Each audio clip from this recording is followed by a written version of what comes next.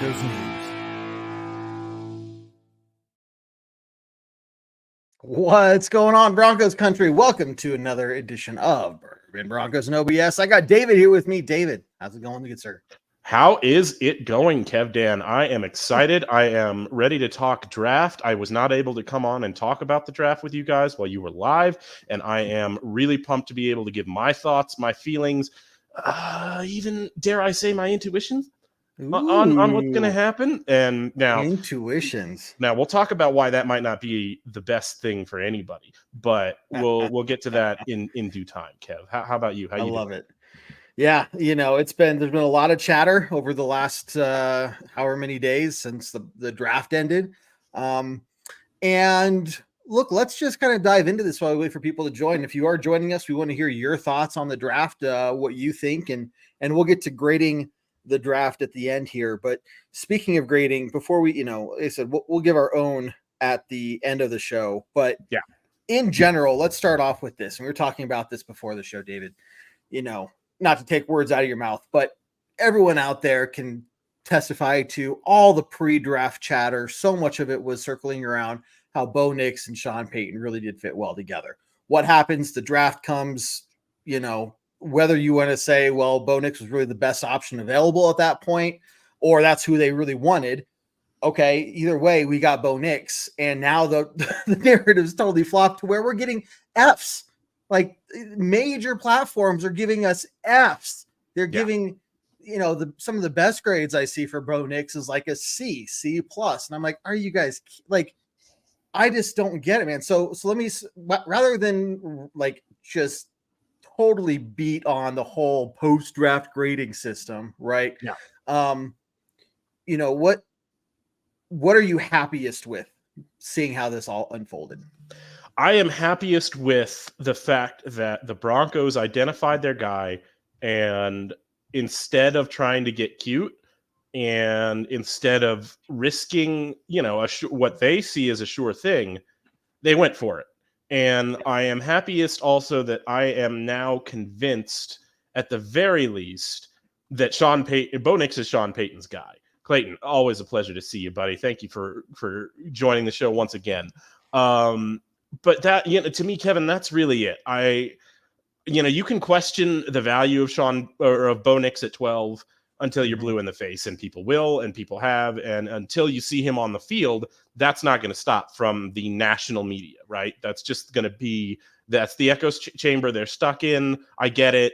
It's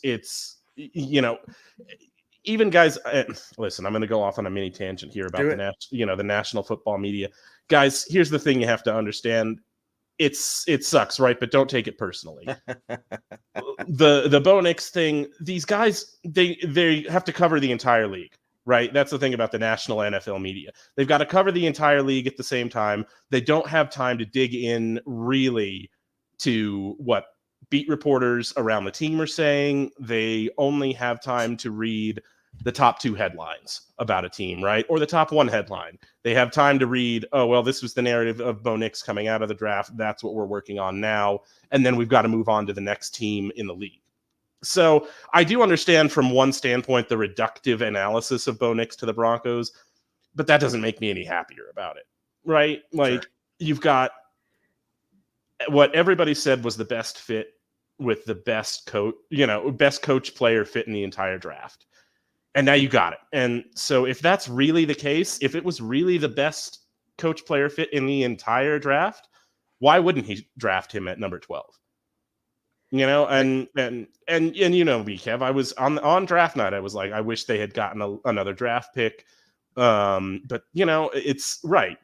And if he ends up being mini Drew Brees or anything close to that, like, are you really going to question the value of taking him at 12 then? No, nobody's going. Because he'll be the best quarterback we've had in the last 8 years. Like, absolutely. Like, not even close. Not even close. Yeah. It would be a hands down, not even close to call. D-Rock, How you doing? Glad to see you up in here. Yes, Clayton Payton and him are going to gel, as Ayla would say. Absolutely right. Well, guys, this is the thing too. Like, if it doesn't work, then fine, we're starting over, right? And we're probably starting over at coach and quarterback because this is the guy that Sean Payton picked. And so, this is the guy, the ownership group went through this whole thing of like, we're going to get this marquee coach. We're going to trade draft assets to get him because he's the best guy on our radar right now. And the best guy on your radar chose the best guy on his radar to be his handpicked quarterback. Right. Yeah. So that's it. From, these guys are linked together. It either works or it doesn't. And they're probably both out the door together if it doesn't work. So, right. Yeah.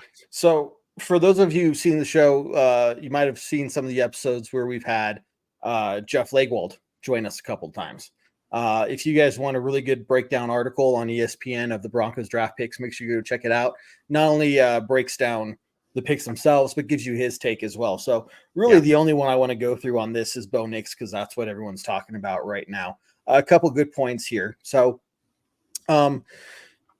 even though Nix, was a sixth quarterback, off the board there, it's all right. Go for it. Let me break in right there, because I totally understand the sixth quarterback narrative, right? Just historically speaking, the sixth quarterback taken in any draft, like Russell Wilson, I think was the last sixth quarterback that was taken in a draft that actually worked out. So I don't know if that's the kind of juju you want to put around Bo Nix coming into his first season. No. However, and maybe this is just me talking myself into it, but it really does feel like that situation where fit matters. And I think that's the case every year, but in this specific case, the fit with the fit with the Houston Texans and CJ Stroud last year, it worked out perfect. Absolutely. I think you're going to see something similar with the Bears and Caleb Williams this year. I think it's going to be really, really interesting to watch that unfold. I think they're going to be super successful just because of what they put around him. But we'll see. We'll see. It's the Bears. That's I get it. No, it's the Bears. But what you're saying, completely agree. Keenan Allen over there, I wouldn't want to be in that division, right? No, right. Absolutely. Keenan Allen, Roma Dunze, and DJ Moore as their wide receiver core. How did the Bears assemble a top five receiving? All right, we're getting, this is not a Bears podcast. And dear, I'm with you 100%. I was hesitant a little bit beforehand, but I've been totally talked into it just because I think the fit with Sean Payton is so great. All of the attributes you hear about Bo Nix, the quick decision making, the willingness to throw the ball quickly, the excellence in quick game, not just a willingness to play quick game, but really, really good at that. And, an arm that can, it's not a Patrick Mahomes arm, but it is an arm that can make throws to every level of the field with accuracy. And what else does Sean Payton want? What have we been talking about that Russell Wilson didn't do consistently at any point last year? Things. Right. Exactly. Right. And so it's just I get so caught up in everybody gets so caught up in the sixth quarterback thing, but to me the fit is just so much more important than anything else. That's really where I'm at with it. Well, going off of that and then talking about just how accurate he is, in combination with his quick decision making, there could, you very easily could be a quarterback that has that quick release, but you're not, your accuracy suffers from that, right? Yeah. So you look at some of the numbers here. Nix's efficiency, he completed 71% of the passes in all 14 games this past season, 74.9 completion rate for the season overall. Yeah. Okay. And this guy played in 61 games in 5 college seasons. So absolutely tons of expertise. Now it's college. I got it. I'm right there with you. But hey, that's a lot of playing time for a guy. And he does have a few years, people say, oh, but Bo Nix is older, right? So, we're just going to get an older guy, right? I'm like, he's a couple years older. He's 25? He's not Brandon Whedon old. There's some maturity there. There's some maturity there that happens over those few years. You know what I mean? Like, there's a difference between 21, 22, and 25, especially for a pro level quarterback. So I'm okay with that. It's not like we've lost 10 years, but at the same time, maybe we're getting a little bit of just, see, the thing about it, well, that's it. And the 24 narrative, like, I cannot worry about a quarterback being 24 before he actually makes it happen. And thank you for coming. Thank you for joining the show. We are going to be here with arguably too much content for you for the rest of the heading into this upcoming season. So definitely keep checking back in with us. To the Bo Nix point, all right, Kevin, rewind, because I got real. Talking about accuracy plus maturity. Well, okay, 24. In addition to the quick release. Now, and that's the thing, like his age, guys. Don't get caught up in how old he is. Don't get caught up in the fact that he's 24, et cetera, because that's getting ahead of yourselves. Just if he's good, then we can worry about, is he? It's a shame that he entered the league at such an advanced age relatively. Let's worry about that when the time comes. Let's see if we've got a player first, and that, Yeah. So looking at going back to my previous conversation of how draft grades are crap, and I think if you want to have an accurate draft grade system, what you do, David, is as soon as the draft ends, you come up with the draft grades. Everybody's grade is a C, and you reevaluate that 2 years later and 5 years later and see how those draft grade changes based off how those players you drafted performed. Then you get a real, honest, accurate draft grade. It takes a 2 year and then you maybe even a 5 year revisit to see how they did over the long term. Because I don't care. I mean, there's pictures circulating, Patrick Mahomes with a C-. And no, I'm not saying Bo Nix is Patrick Mahomes by any means, but these grades are just so crap, and people have spent so much time focusing on it that it's like we have got to see what they do on the field. Now, but this is why Patrick Mahomes is a really good comparison, despite the fact that he and Bo Nix are not comparable physical talents. The Patrick Mahomes was not a guaranteed A+ starter coming out of college. Patrick Mahomes had a ton of questions about him coming out of college. Everybody thought that he played in a gimmicky offense. He played in Jerry. Always good to see a member of Team Puffball coming in strong today. I love it. But no, Patrick Mahomes was seen as a guy who came from a 50, an offense that was meant to pad quarterback stats. There were a lot of questions about his accuracy, his discipline, his turn. The interceptions he threw in college were sometimes really baffling, and to be honest, some of that has translated to his NFL tape. But what nobody saw coming was the pairing with Andy Reid. Yeah. Right. And the perfect marriage of player and coach that just unlocked something in Patrick Mahomes that I'm not sure any other coach could have gotten out of him in the league. So I understand why there are, Angelo, bless Team Puffball forever, right? I love it. Everybody shows out for Team Puffball show after show, and that's beautiful. Back to the point.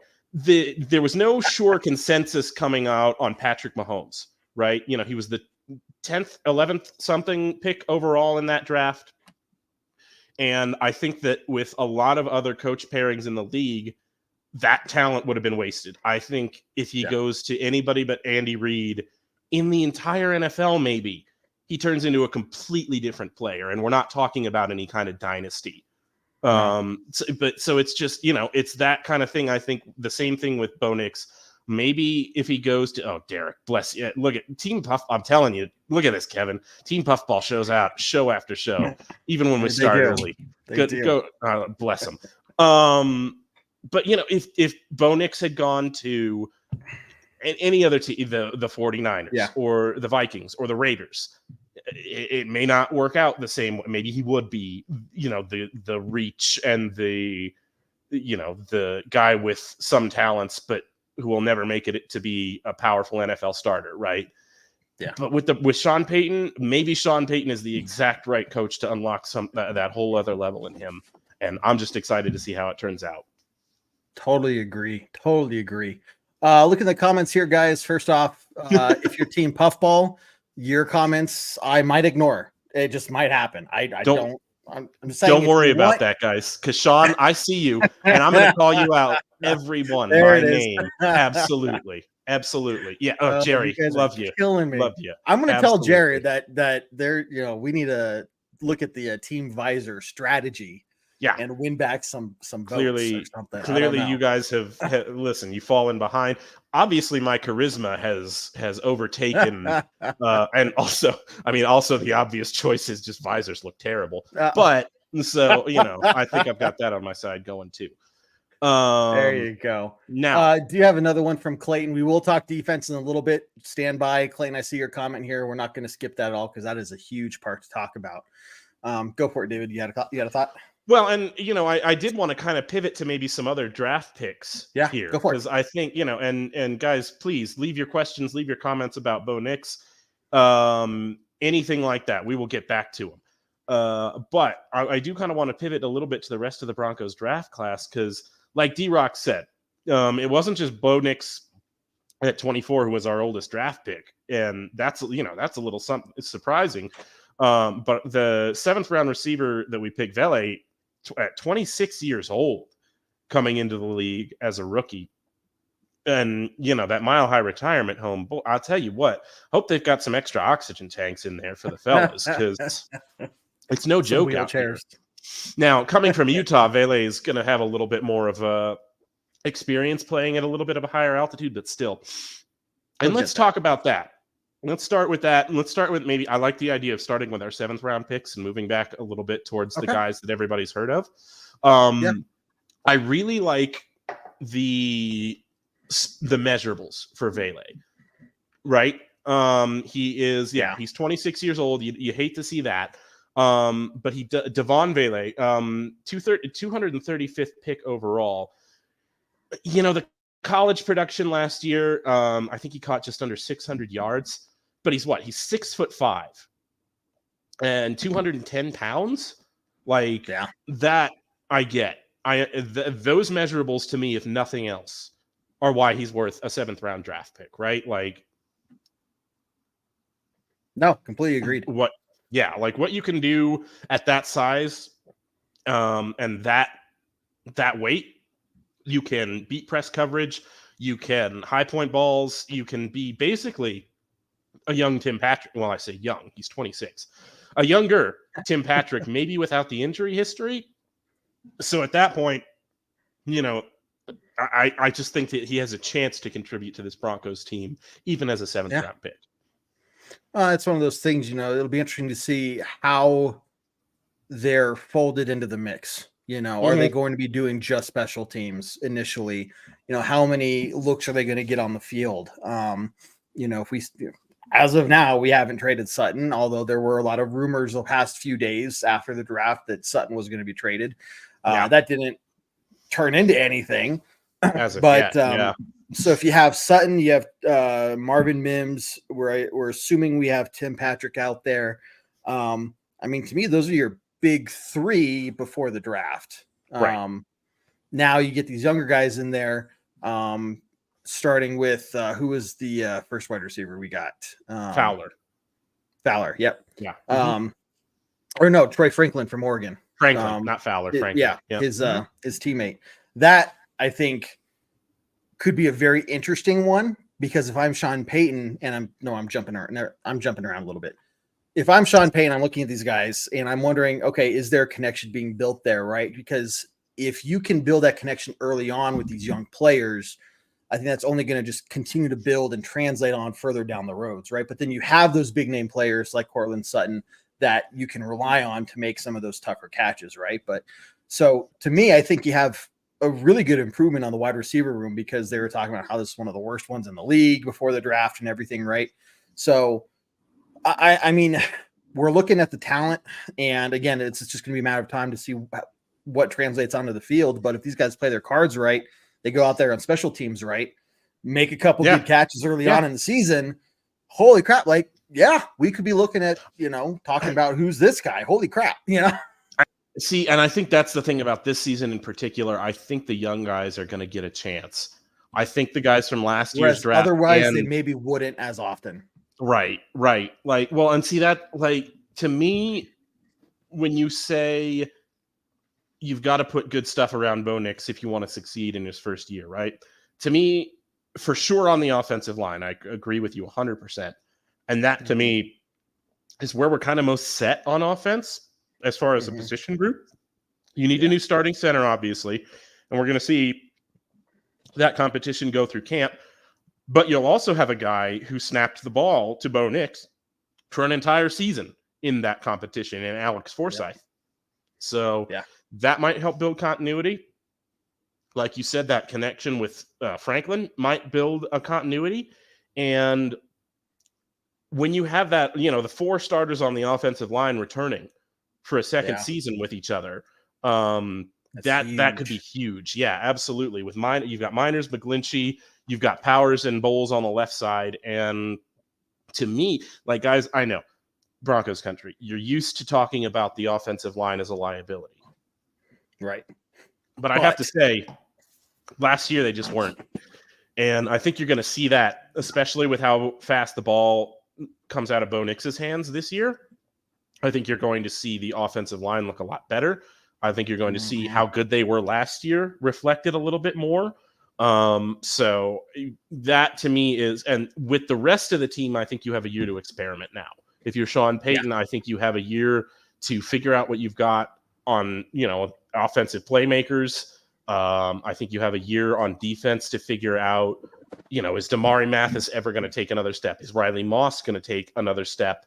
Or does, this year's draft pick, Abrams Drain, does he kind of come into that second quarterback role on the defense?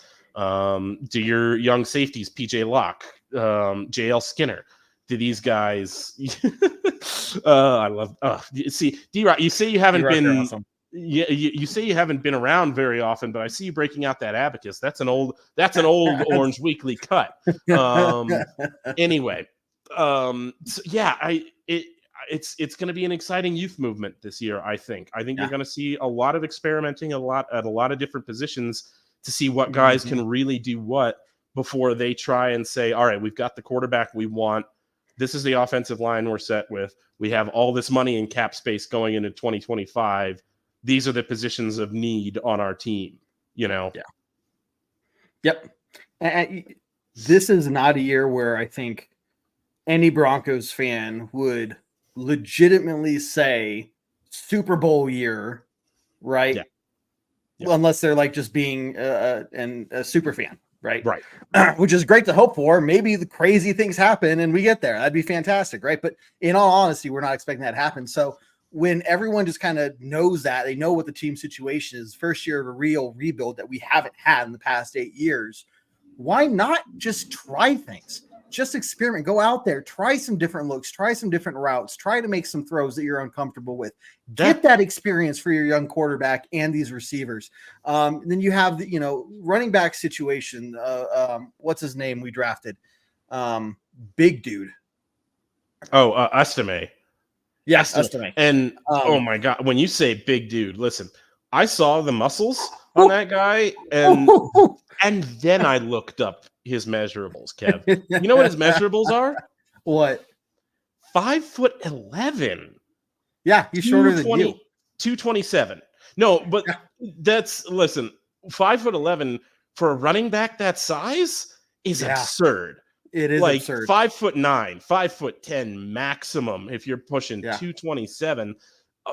Good Lord. And the other, like, all right, he doesn't have top end speed, I think, but that's the only. I mean, in 1998 or whatever, he would have been a first, second round pick at 5'11", 227 with the vision that he has. That's the thing. Exactly. The vision is ridiculous with him. He is really good at identifying a hole. He's sneaky good at making himself small through a hole, which for a guy of his size is not inconsiderable. This is the thing. His wild card seems to be pass protection. I just have not found any analysis whatsoever on his pass pro skills. Mm-hmm. So I don't know how often he was asked to do that at Notre Dame. Right. But I will say at the very least, 5'11" and 227.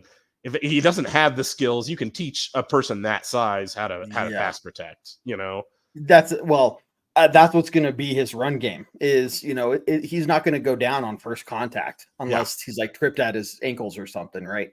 If somebody just head on goes right into him, he ain't going down.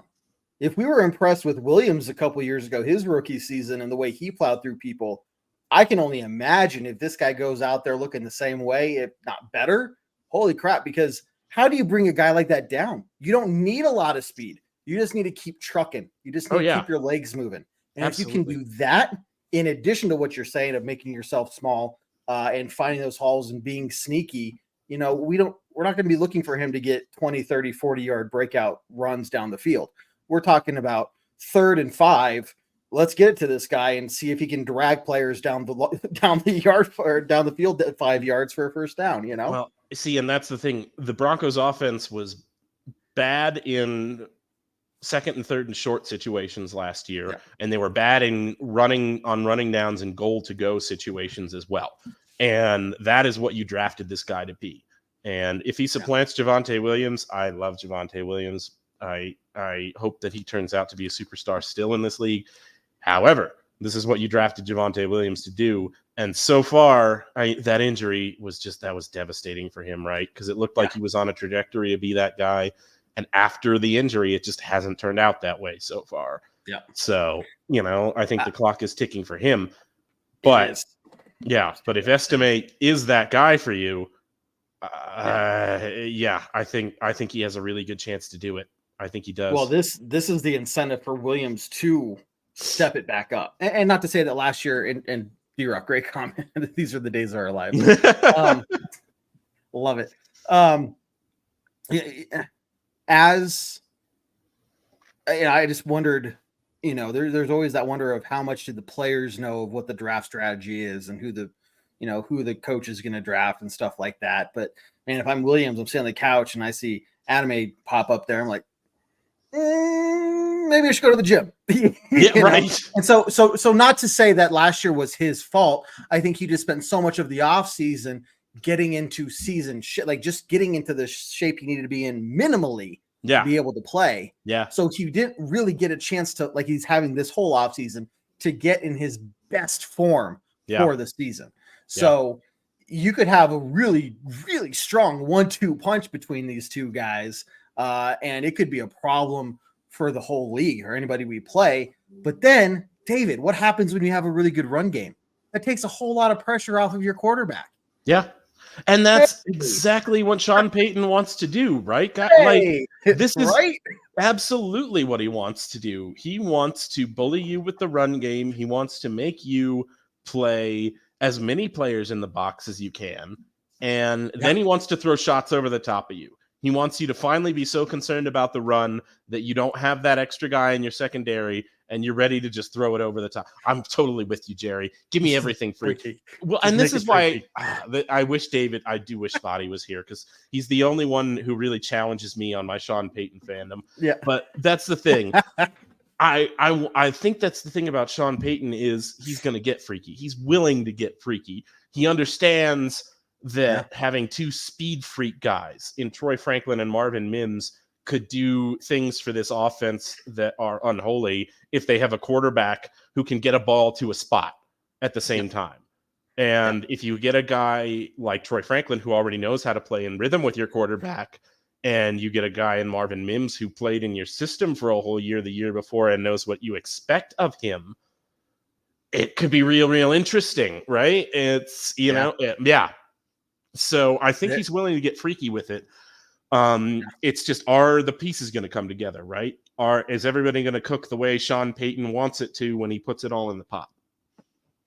And that's where we really got to look at the coaching staff and just trust that he's brought in the people he trusts the most and they understand his vision and they understand what he wants from the players and the way the schemes just kind of fall into place and everything, there'll be a discussion for later of, speaking of coaches and Vance Joseph, and how's this defense going to look? And, David, I know we started at the top and then we went to the bottom of the list and then we kind of went back to the top a little bit, bounced around there. So maybe let's just take a break from that because I think I broke that system. That's all right. And switch to defense. So defense, what did you see there and what does your intuition say about it?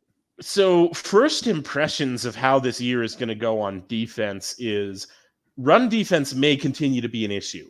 And I think the Broncos did have their eye on some run stuffing defensive tackles this draft, and it just didn't work out. I think that there was like anybody who watched the second round saw there was a run on defensive tackles in the first 10 to 15 picks of the second round that kind of just devastated the options for the Broncos at that point. So I think they just kind of went with the best player available on their board, starting in the third round and going from there. With Jonah Ellis, their third round pick, the kind of the scouting overall on him is that he is a guy who's super polished. He is not an athletic freak. He's not a Von Miller with the bend and the speed and that kind of stuff. He's more of a strength rusher, but he also does have a really refined set of moves. He's a guy that can step in immediately and maybe contribute on third downs. A pass rush specialist for sure, but a guy who is decent enough starting out to actually crack the lineup in his first year. Then, of course, you got that day 3 trade for Jonathan Franklin Myers, which was like, guys, I think we're maybe I get it, Jerry. Vaughn, that was something special. I think we're underestimating what Jonathan Franklin Myers is going to be for this team as far as a pass rusher, though. I think he's definitely your starter on first and second downs. And, as a guy who can set the edge but provides pass rush juice on first and second down, and then maybe on third and long, you sub him out for, somebody like Baron Browning or Jonah Ellis or Nick Benito or something like that. But yeah, guys, I think pressuring the quarterback is not going to be a problem for this defense overall this year.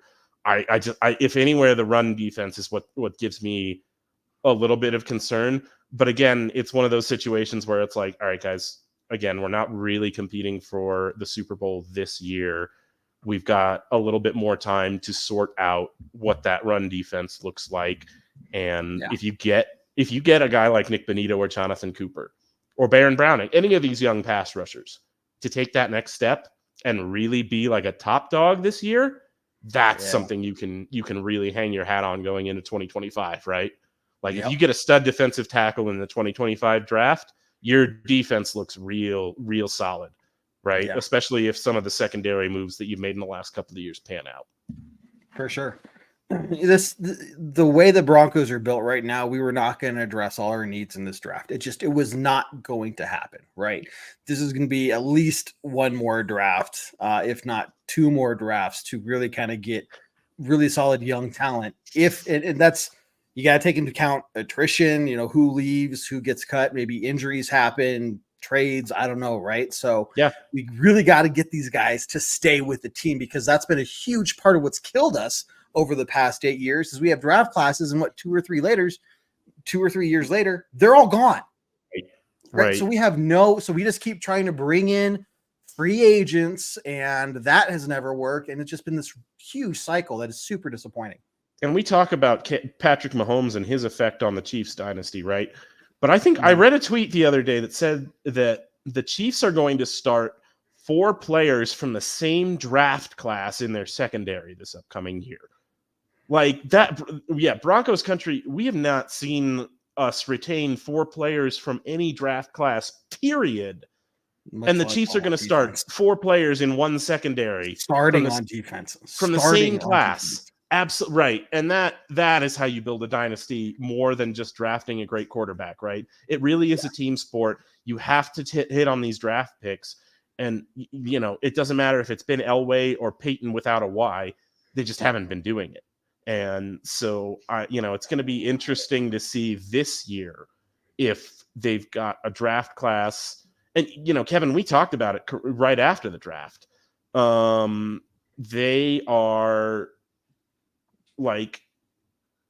they picked people who were not reaches in any round, it seemed like it. Right. Well, all right, you can talk about Bo Nix, and we've already kind of discussed that. But outside of the Bo Nix pick, objectively, the Broncos picked players where they belonged in the draft class, or even got good value on most of their picks from the third round on. And that was something I felt was so different from drafts past, where there was always a pick where you were like, really? Why? That guy at that place? When this guy was on the board instead, who seemed to do exactly what fit for your system and your needs? This year, it really did seem like all of the picks that they made, you could see a plan, right? You could see where this guy fit into the equation. So that was more what was more encouraging about this year's draft than anything. So I'm that's what I'm most excited for. Yeah. Yeah, so let's go back as we're on the topic of defense here. Round number 5 pick, Chris Abrams-Drain. Thoughts on him in terms of, being able to step into possibly a starting role this year, or, what do you see from him? So he is a guy who is a little bit smaller at 5'11", under 200 pounds, that kind of corner. However, I think he was one of 4 guys with, and I can't remember the actual numbers here, but he's one of 4 guys in FBS last year who eclipsed a certain amount of pass breakups and a certain amount of interceptions, which tells me that he's got incredible ball skills. Yeah. And you may need to add a little bit of weight if you can to a frame like that, and maybe he can't with the frame like his. Maybe he's maxed out weight-wise, but if he can, then you are looking at a guy who can compete at cornerback anywhere in this league. And even if he doesn't build out a little bit physically, he's got the ball skills to maybe play cornerback too. I mean, that's it. Yeah, Clayton, you've got it exactly right. His ball skills are insane. And there are guys in this league who have just overcome a size limitation because they are that good at sniffing out where the ball is going to be and learning receivers' habits to the point where they can play with whoever, no matter what size they are. I don't know if Abrams-Drain is that kind of guy, but as we've been talking about, the ball skills are worth taking a gamble on in the 5th round, right? When you've got at least a second starting cornerback upside with him. Exactly. I like it. David, who else do we want to cover on this draft before we go to some draft grades from us? Who else do we want to cover in this draft? So we've talked about Fowler a little bit. Not Fowler, Franklin. I've done that twice now. Here's the thing about Franklin, guys. Now, the talent was there to be a 2nd-round pick for Franklin. But there are Broncos tape watchers that I trust who are not super high on that pick. And really, the consensus downside that I've heard from him is that he is not a quote-unquote natural catcher of the football. Now, what does that mean? I guess again, from the analysis that I'm hearing is he does not, he's 176 pounds. So his play strength is a question. Physical corners in the NFL might push him around, and without having to do things that constitute, illegal contact or pass interference or anything like that, because he's just so light. He might not ever be a guy who beats press coverage effectively. So you might be limited to, all right, he's going to be most effective on plays where we get him on a free release. And that's really kind of the questions with him. Now, the speed combined with the size, a little bit over 6 foot for him, makes him a really tempting downfield weapon. And again, if you can get him cooking with Marvin Mims, you have a speed combination on the back end that's going to be really, really hard to defend. But that I think we haven't really discussed the downsides of Troy Franklin. Everybody just kind of talks about him as a steal in the draft and then moves on. But I think Broncos country just, grain of salt with Franklin. That's all. Okay. I think a lot of his success will probably come from his connection with Bo Nix, if they can get clicking right away, I think that's going to be huge for Troy Franklin to, make some. But I think when you have that connection between, and Bo Nix knows Troy Franklin, like he knows they're on the same page, right? So he knows what his weaknesses are. He knows what to avoid throwing him. He knows, hey, this is the perfect setup for me to get the ball to my guy over there, right? And how long does it take for quarterbacks and wide receivers to really develop that kind of relationship, right? At least a year or two. And these guys have been together for a while. So you have, I think, a weapon there that very well could end up backfiring. But I think also, again, drafting him in the 4th round. Okay, let's see what happens. Yeah. And even I get it. You traded up in the 4th round. All right. Yeah. You traded up in the 4th round. You gave up a 5th round pick and you traded down from the 6th to the 7th. Every gamble you take at that point on in the draft is worthwhile. Yeah, and Anthony, this is an excellent question because we haven't talked about this. Let's circle back to Bo Nix now that we've kind of gone through the rest of the Broncos draft picks, right? Sounds good. Yes. I think Bo Nix has a really good chance to be the week 1 starter. I don't think you drafted him, if you're Sean Payton, at 12 overall to watch him sit on the bench in favor of Jarrett Stidham or Zach Wilson. No, guys. No, you're going to put Bo Nix in there and you're going to see what you've got. Because this is the thing, if you're Sean Payton, if Bo Nix is not the guy, you got to find out right now. And you've got to find out right now because Dak Prescott is coming onto the free agent market next year, it looks like. And if you have any chance possible of saving your job after flopping with the guy that you decided to go 12 overall, the 6th quarterback in the draft that you decided to still pick at 12 overall, then Dak Prescott is the only way that you can sell that to ownership, it seems to me. And so, you've got to find out what you've got in Bo Nix this year. You cannot have a question like you did with Drew Lock going into year 2 and year 3 of, oh, what's the potential with this guy still? What can we do with this guy still? Is there any way? Like, you got to find out right now. Yeah. And so that's why you drafted Troy Franklin, his most productive receiver in college too. You want him to hit the ground running as soon as possible. So I think Bo Nix has a really good chance to start. So first, Sean, I didn't upgrade my camera. I think you're just saying that I'm better looking than David here. I appreciate it. I don't know that anybody's saying that. That's what I'm hearing. So we're just going to move on, David. We're moving on to the next comment. Okay. Sean, I think you're going to put your thoughts on that into the comments. But I can't wait to see. Right here, Sean. I think Zach was the plan B if we didn't get Bo, and it showed when we didn't pick up his option. For me, if Bo Nix is not starting week 1, I think there's one of two things going on. One, and what I hope is the more likely and what actually happens would be Zach Wilson will start just to give Bo Nix a few weeks to pick up the pace, learn the system, right? Learn how things go throughout the week.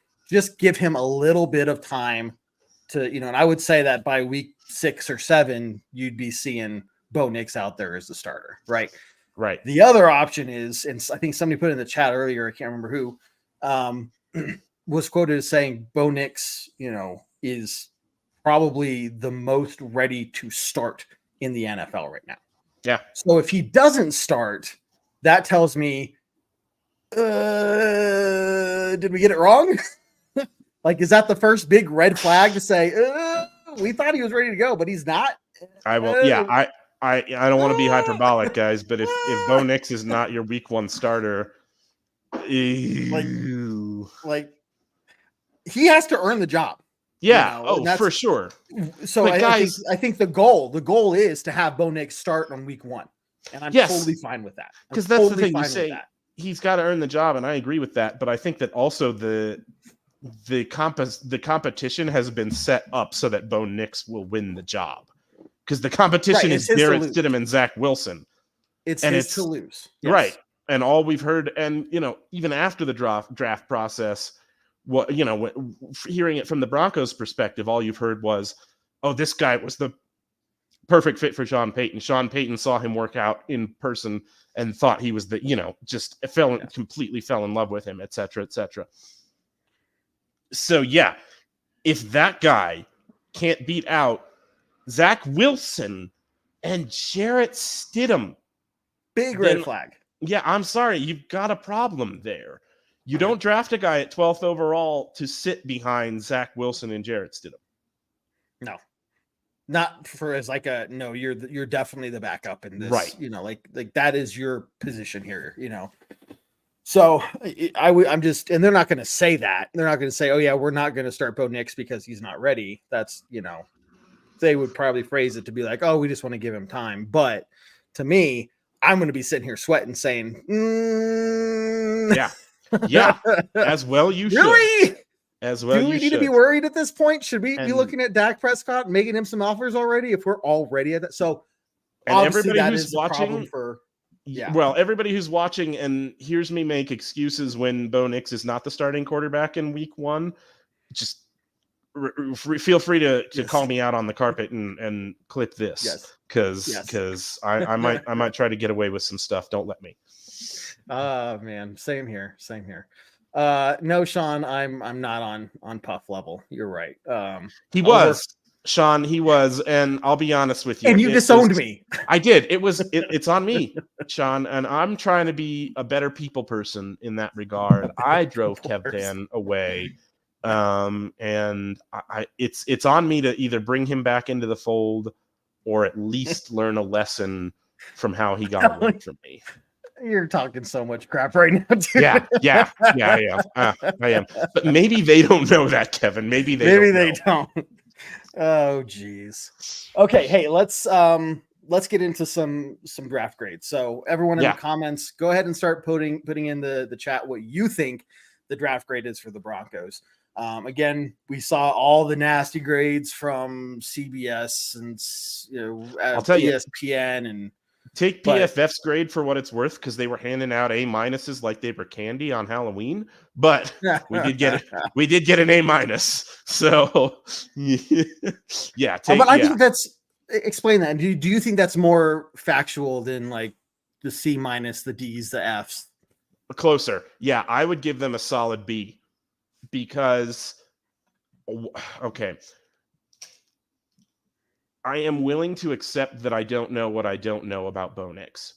And I've seen at least one report to say the Raiders would have taken Bo Nix at 13 if the Broncos had passed on him and tried to trade down.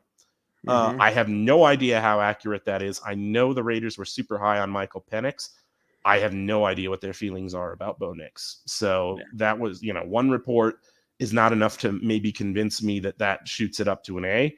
However, as much of a reach as I would have said Bo Nix to the Broncos at 12 was before the draft, I have to at least credit the process of the team clearly did their evaluation on the quarterback. They zeroed in on their guy, and they went and took him when they had the opportunity. Yeah. That's good process. And even if it doesn't turn into good results, you've got that going at least. So I can't drop him down to a C.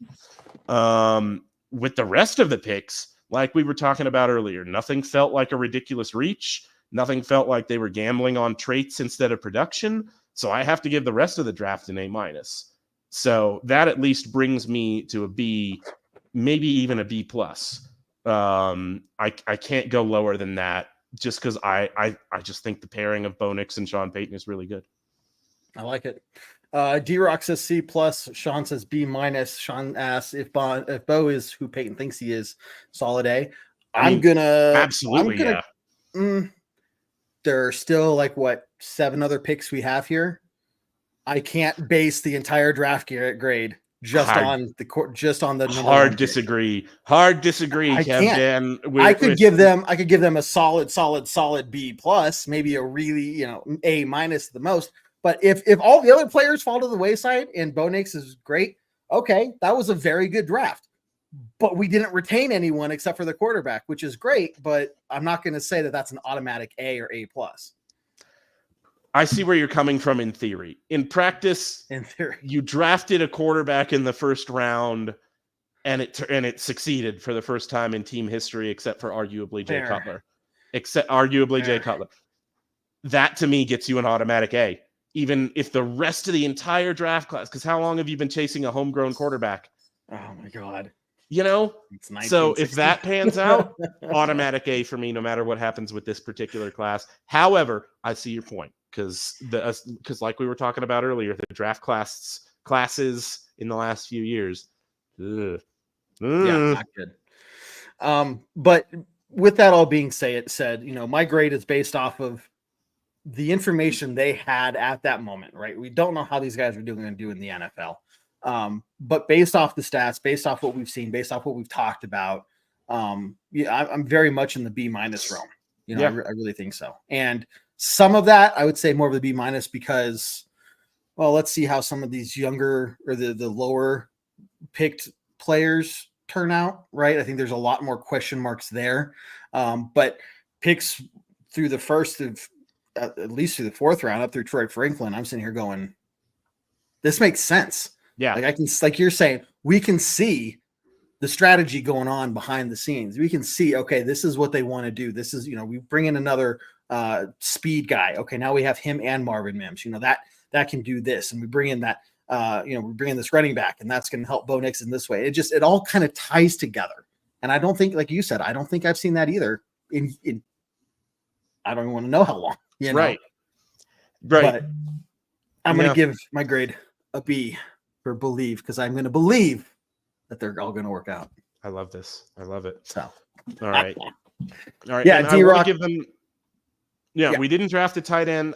It's again, D-Rock. I think it's kind of the same thing as defensive line. I think the board just didn't fall the way with the players the Broncos graded. I think they would admit that they have a need at tight end still, but I think the board just didn't fall the way they wanted to with the best player available at the spots that they had.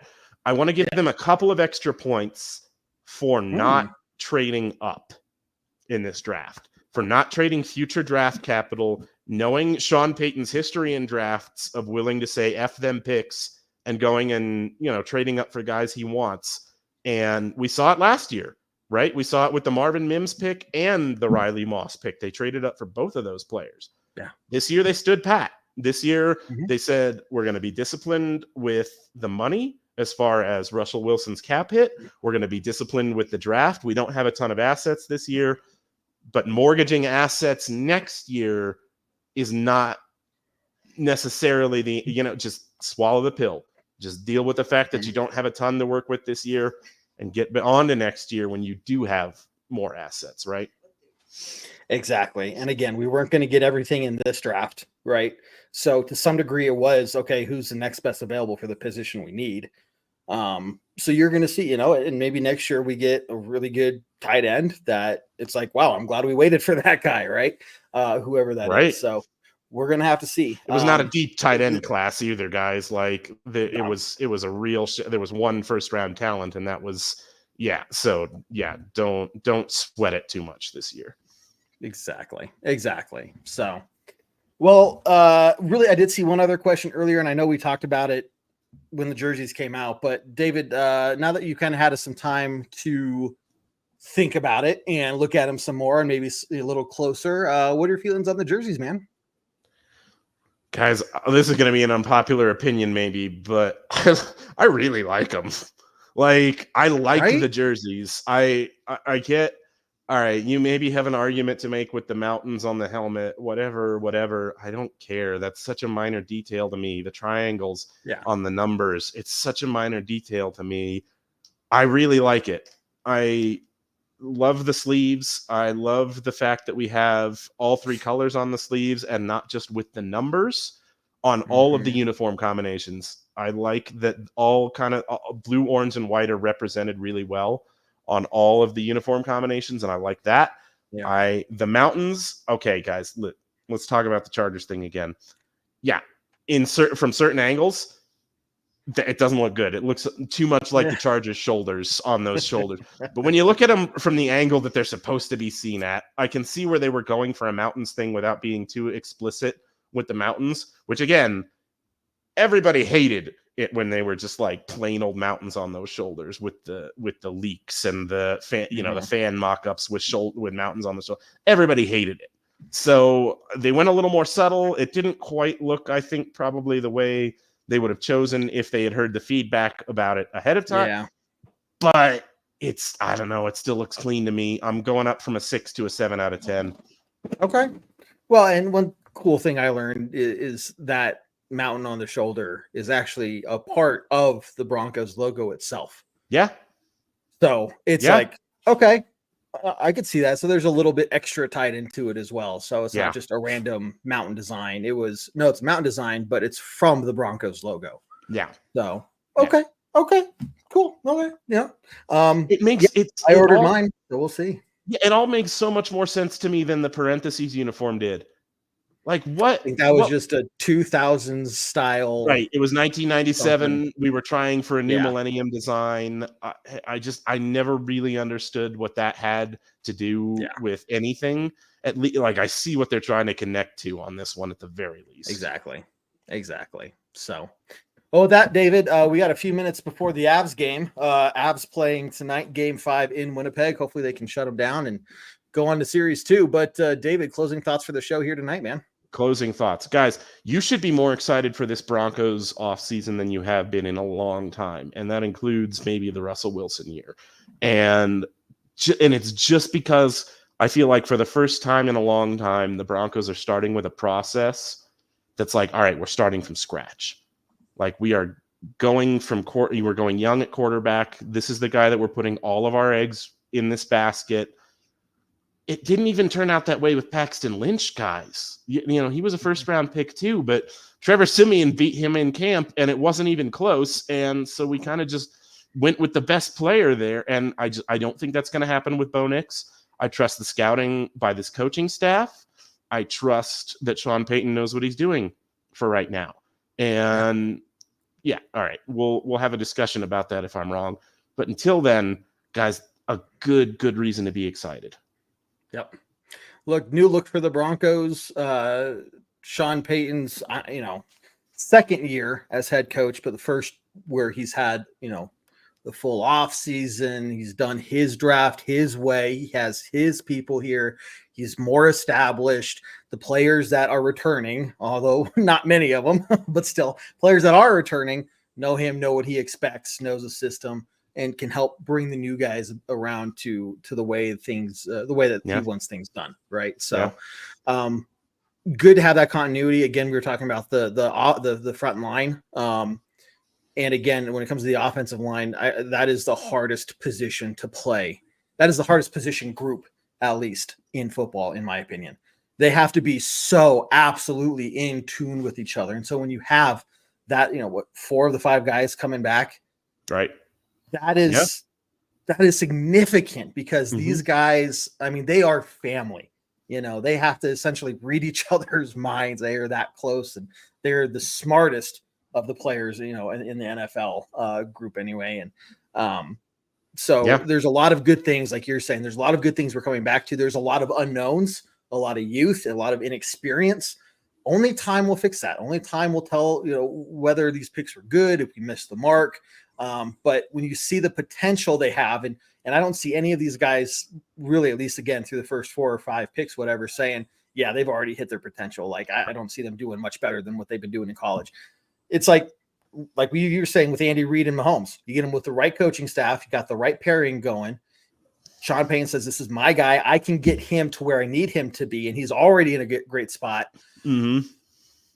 Yeah. We can talk about this team being very good in a couple of years. But the fun thing, and I think a lot of people see, because it's not going to translate to a lot of wins, but the fun thing for me is we're going to sit here and we're going to see this develop. Yeah. We're going to see this grow internally like we haven't seen really before. Right. Unless you were there when we got John Elway, Really? And I wasn't alive then. So that's the last time we've got a new quarterback and grew organically from within the organization to get us to those Super Bowl wins. Right. Yeah, absolutely. So. Absolutely right. All right, Kevin. Anything else before we close it up? I think it's about that time. Thanks to everybody for tuning in, guys. We're going to be kind of quiet again for a while. Clayton, blank comment here. I know what blank comment means. It means we got some stars. We got a donation from Clayton.